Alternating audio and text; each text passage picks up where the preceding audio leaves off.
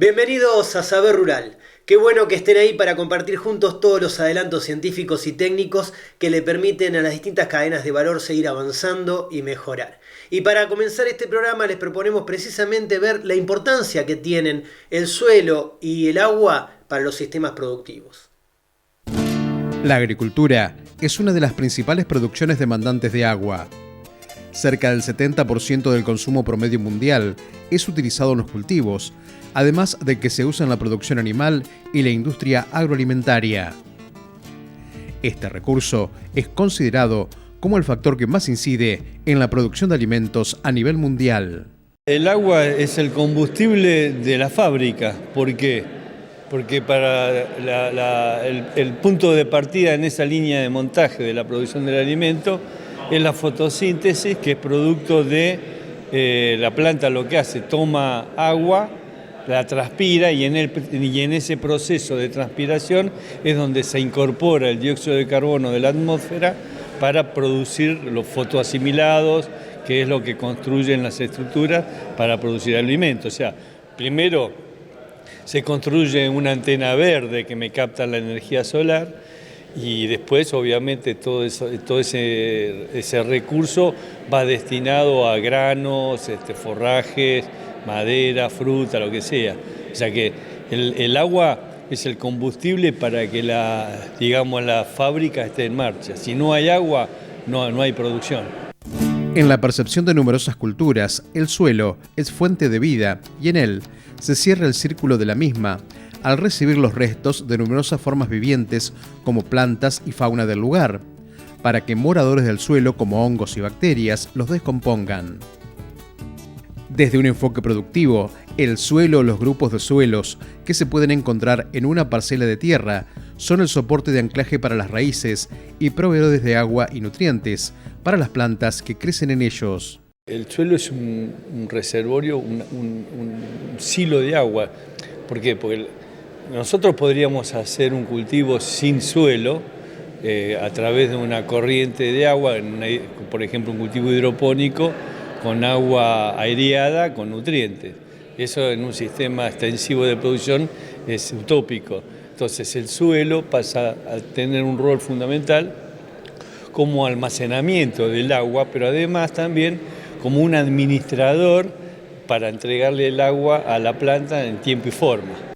La mayor parte de la microbiota del suelo, compuesta por hongos, bacterias o protozoos, consumen la materia orgánica de los residuos que llegan al suelo en distintos estados de descomposición.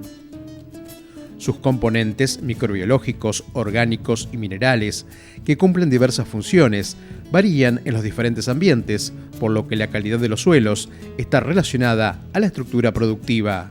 Hay características que tienen que ver, son intrínsecas propias de la genética o la génesis de ese suelo, como son fundamentalmente la textura, en términos de proporción de limo, arena y arcilla, que de alguna manera eso regula la capacidad que tiene el suelo de almacenar agua. La otra característica es la profundidad. ¿No? ¿Por qué profundidad? Porque en general los cultivos, las raíces de los cultivos que conocemos, ¿no? Los cultivos anuales como maíz, soja, etcétera, pueden desarrollar raíces hasta los 2 metros de profundidad. Quiere decir que ahí tenemos un reservorio de suelo que puede estar almacenando agua en 2 metros de profundidad. Por ejemplo, los suelos de estas regiones en 1 metro de profundidad puede estar almacenando agua útil, ¿no? Agua disponible para la planta, aproximadamente 130 milímetros, o sea que en 2 metros podríamos estar hablando de 250, 300 milímetros. ¿Eso qué significa? Si pensamos que un maíz, una soja, que son cultivos de verano, para sacar una buena cosecha estamos necesitando alrededor de 500 milímetros, a pesar de que podemos arrancar sembrando con un suelo que esté bien cargado de humedad, no nos alcanza. Entonces tiene que llover, pero el agua tiene que entrar y almacenarse en el suelo. Y eso va a depender de otra característica que tiene el suelo, que es su estructura porosa, sobre todo los poros de mayor tamaño que no retienen el agua, que no dependen de la textura, sino dependen de lo que nosotros hacemos.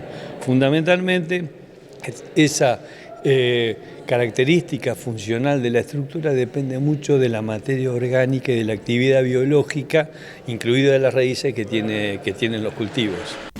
Para la producción agropecuaria, el uso eficiente del agua y de los nutrientes es clave. En Argentina, los suelos son muy ricos en nutrientes y estos deben reponerse luego de las cosechas, ya que junto con la producción se van indefectiblemente, por lo que la agricultura debe trabajar en conocimiento de la estructura de los suelos. Para administrarlo de la mejor manera, lo primero que tenemos que hacer es conocer cómo es la característica ambiental desde el punto de vista de cuánto es la oferta de agua en mi zona, pero además cómo se distribuye a lo largo del año. Relacionar eso con las características del suelo, en términos de cuánto almacena el suelo, qué habilidad tiene el suelo para entregar el agua. Teniendo en cuenta eso, yo empiezo a entender cuáles son los periodos del año donde puedo tener problemas de estrés hídrico para la planta. Entonces, teniendo ese conocimiento, yo después ajusto la rotación de los cultivos y cómo voy a manejar los cultivos en términos de fecha de siembra, la genética que voy a utilizar, los ciclos de madurez, la combinación entre los periodos entre cosecha y siembra, si me queda mucho espacio para no perder agua puedo utilizar cultivo de servicio. En fin, lo que tengo que tratar de hacer es utilizar la mayor cantidad posible y tener algo muy en cuenta: la naturaleza no descansa. Nosotros tendríamos que hacer con la agricultura lo mismo que la naturaleza, que el suelo descanse lo menos posible. Pero necesitamos producir para sostener la empresa y eso depende, como dijimos recién, del agua. Con lo cual, nuestro desafío agronómico es cómo hacer que el suelo descanse lo menos posible en la medida que el agua me lo permita, según el ambiente donde yo me encuentro trabajando. De acuerdo a cada ambiente y a las especies que se utilicen, los cultivos de cobertura ofrecen servicios ecosistémicos para el control de las malezas, la provisión de nutrientes o la regulación de las napas. Nosotros estamos viendo que en ese concepto, digamos, cultural, diríamos, de hacer descansar el suelo a través de los barbechos para juntar agua, también estamos viendo que en muchas zonas la eficiencia de los barbechos es muy baja, o sea, a veces no llega al 20%. Eso significa que estamos perdiendo el 80% del agua que estamos acumulando. Entonces, la pregunta es, si estamos perdiendo esa agua, ¿por qué en lugar de perderla no la aprovechamos para producir biomasa, para producir con esa biomasa materia orgánica, para cubrir los suelos, para fomentar la actividad biológica, para diversificar? Bueno, justamente entonces lo que hacemos es que en lugar de tener barbechos muertos, tratados químicamente, podamos incorporar un cultivo de servicio entre la cosecha de un cultivo de renta y la siembra del próximo cultivo. Por supuesto que exige después toda una estrategia de manejo, porque en realidad yo tengo que apuntar a que mi cultivo de renta, que es lo que me sostiene la empresa, se exprese. Entonces tengo que manejar ese cultivo de servicio sin que afecte o afecte lo menos posible la expresión del cultivo que me sostiene mi empresa.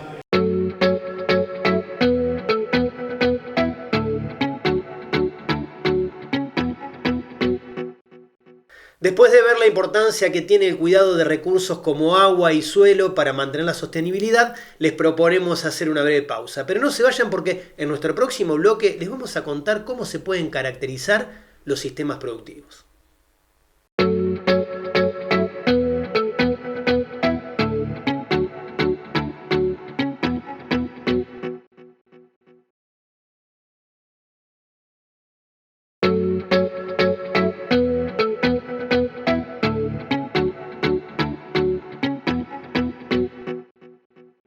Los estudios de zonificación permiten detectar las debilidades y fortalezas de los sistemas ganaderos.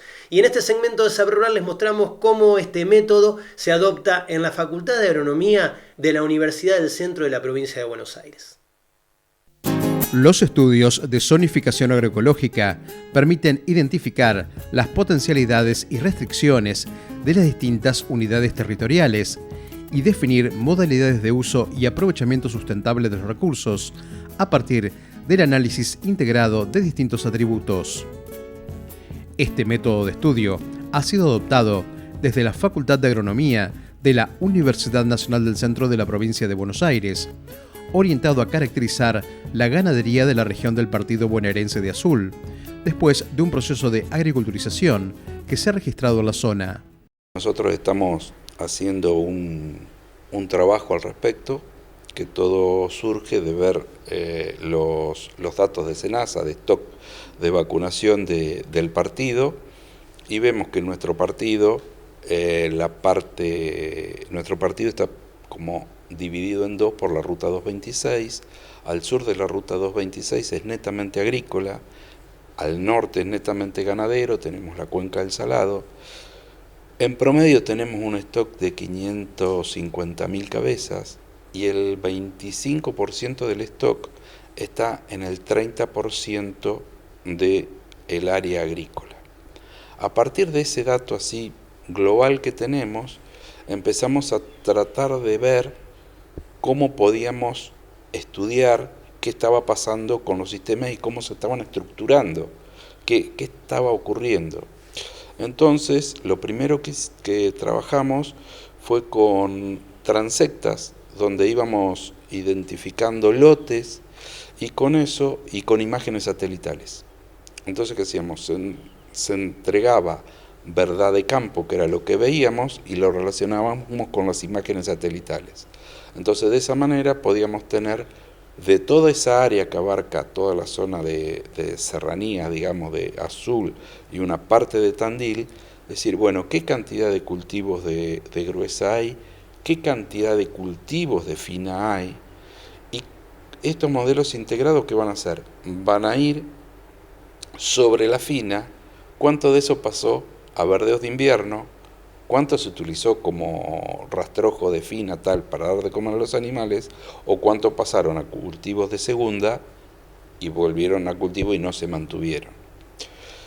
Y lo que nos limita en este ensayo también es que no pudimos ver cómo la parte de uso de rastrojos, porque es bastante difícil verlo desde la parte satelital.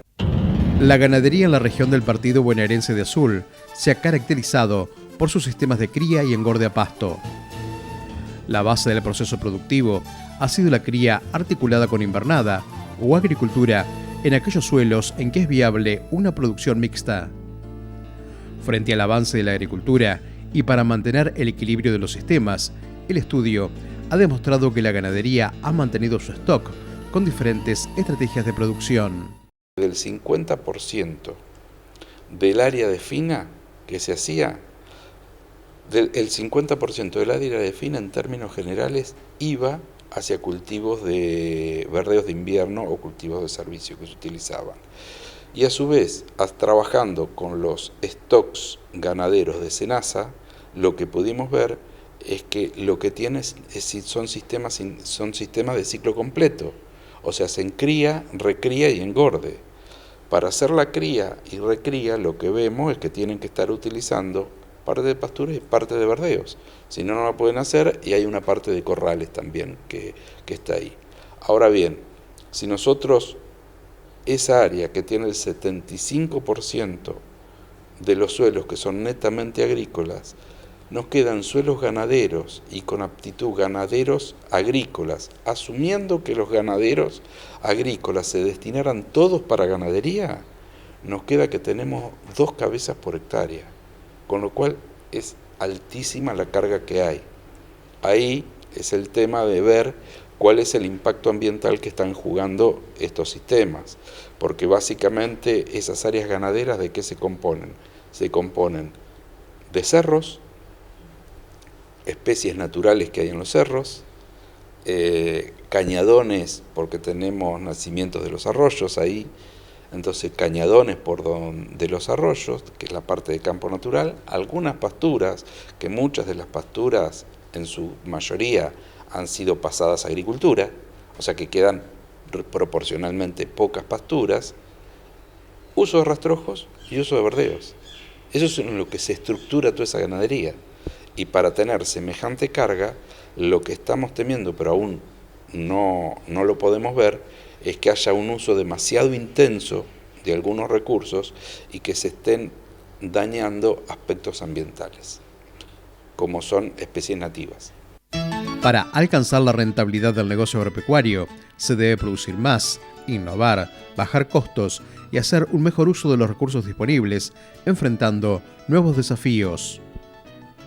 La competencia planteada por la agricultura a los sistemas ganaderos obligó a los productores bovinos a pensar el manejo de sus rodeos para mejorar la eficiencia, manteniendo el stock ganadero. Por un efecto externo de la agriculturización, porque siempre se vio la agriculturización como, bueno, hubo cesión de tierras ganaderas hacia la agricultura por una mayor rentabilidad de la agricultura, o sea, un factor externo modificó el rumbo de los sistemas productivos, pero eso no implicó, porque no se puso demasiado ojo en qué había pasado con esos vientres, si en todos lados se habían ido o se habían quedado con todos los bovinos. Y realmente lo que vemos es que en términos generales se quedaron y se reestructuraron los sistemas de producción. En esa área, en el Partido Azul, no solo en esa área, el 80% del partido era ganadero y el 20% era agrícola, en el año 93-94. Hoy tenemos un 40% de área ganadera y el resto área agrícola. Pero el stock de animales no cambió, con lo cual ese efecto del mayor precio, proceso de agriculturización, que nos hizo indirectamente aumentar las cargas animales. Pero ¿qué pasa? En la parte de la cuenca, en la parte baja, que son sistemas mucho más frágiles, la posibilidad de incrementar más las cargas es mucho menor que en las partes de suelos buenos, que son los suelos agrícolas, y que tienen muchos más recursos. De ahí que se produjo un incremento mucho más significativo en las cargas en el área netamente agrícola del partido.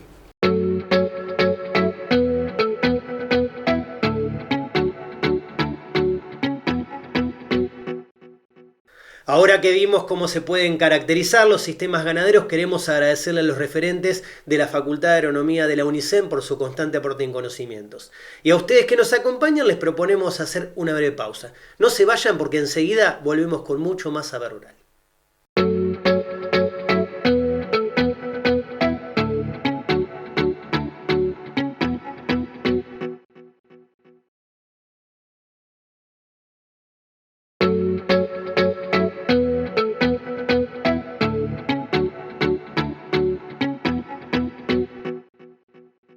Más allá de las barreras sanitarias existen enfermedades emergentes y reemergentes que demandan estudios. Y en este bloque de Saber Rural les contamos cuál es el trabajo que se hace desde la Facultad de Veterinarias de la Universidad de Buenos Aires. Por definición, las enfermedades cuya incidencia se ha incrementado en las últimas 2 décadas o cuya amenaza podría aumentar en el futuro, son consideradas por la comunidad científica como emergentes o reemergentes. Según estudios a nivel global, la propagación de microorganismos capaces de transmitirse a través de animales, vegetales o humanos, generando enfermedades, se presenta en la actualidad como una amenaza.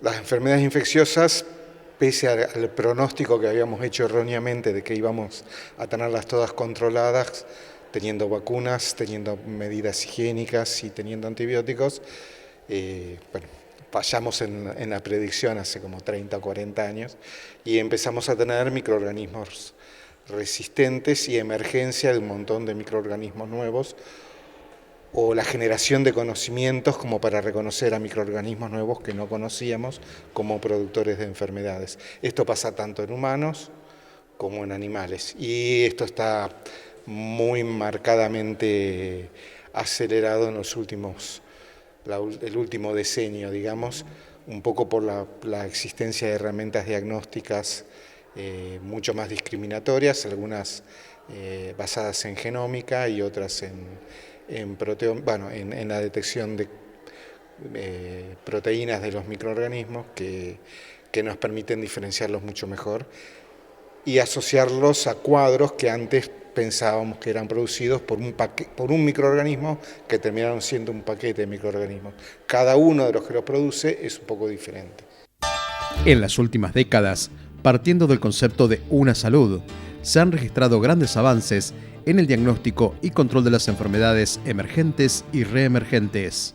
Tomar el concepto de una salud en el cual incorporamos la mirada de la salud ambiental, la salud humana y la salud animal, todo en un mismo plano, buscando ver en qué momento esos tres círculos logran la intersección, el viejo esquema de los diagramas de Venn, cuando estudiábamos allá lejos y hace tiempo la teoría de conjuntos, donde poníamos tres círculos y a medida que se simaban esos conjuntos generaban un área de intersección. Bueno, ese área de intersección es una salud.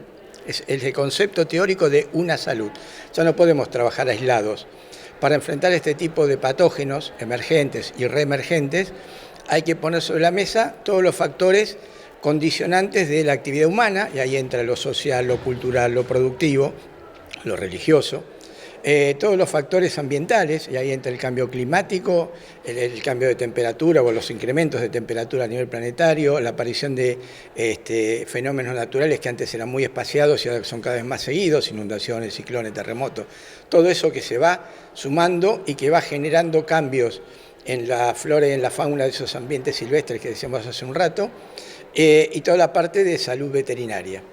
Entonces, todo eso requiere miradas interdisciplinarias, transdisciplinarias, multidisciplinarias, pongámosle el nombre que querramos, pero tienen que ser unidos, juntos, trabajando en conjunto, todas las ciencias que puedan estudiar y enfocarse, como usted decía, primero en la prevención, en el diagnóstico y en el control de estas enfermedades emergentes y reemergentes que van apareciendo y que, insisto, van a seguir apareciendo. Nosotros tenemos el caso de la famosa gripe aviar o influenza aviar, que era un virus que comprometía solamente, por un lado, aves silvestres, después pasó a aves de traspatio, o sea, las aves los gallineros, las aves que se crían en las viviendas para consumo propio, a las aves de producción, que son los grandes galpones avícolas, pero ahora también pasó a la fauna mamífera, con la aparición de casos en mamíferos acuáticos, como los lobos marinos, por ejemplo. En varias partes del planeta, acá en nuestro sur, digamos, de americano, pasó en Chile, pasó en Argentina, pasó en Uruguay, donde la aparición de estos casos nos pone en alerta que si hay un mamífero que recibe un virus de las aves, nosotros somos mamíferos. Y todos tenemos la imagen de en el verano, tanto en las playas de las provincias del sur patagónico como en las ciudades costeras de provincia de Buenos Aires, la famosa foto en el puerto con el nene y la nena al lado del lobito marino, de la foquita, el acercarse. Bueno, es un virus de transmisión aérea, respiratoria. Cuanto más cerca estemos, mayor riesgo. Esos cadáveres de esos animales que dan en las playas, los perros, tanto vagabundos o silvestrados como con dueños que son llevados a la playa y se los suelta, pueden ponerse en contacto con estos animales. O sea que los factores de riesgo para un encadenamiento de sucesos trágicos está dado. El tema es prevenirlo. Promover el enfoque colaborativo de una salud implica brindar un apoyo sostenible y sólido a la prevención coordinada de las enfermedades que tienen repercusiones sobre la salud pública y animal en la interfaz entre humanos y animales.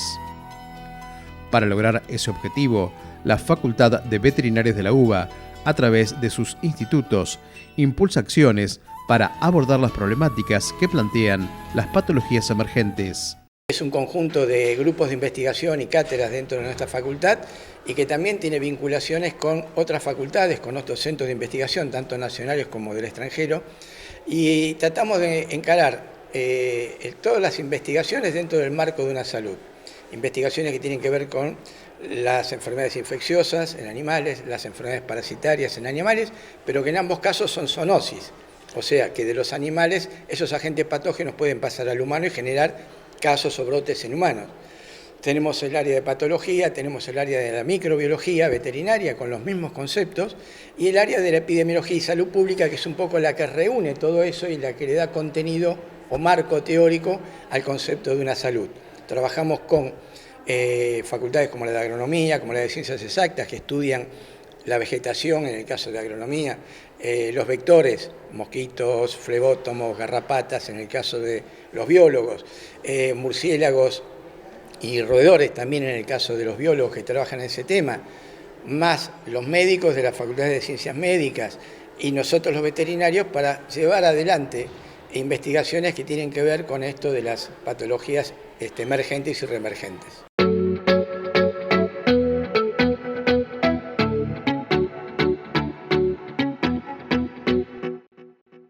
Amigos del campo, de esta manera llegamos al final de este programa. Muchísimas gracias por habernos acompañado una vez más. Nos vamos hasta dentro de una semana cuando los estaremos esperando para compartir nuevamente junto a ustedes mucho más saber rural. Hasta entonces.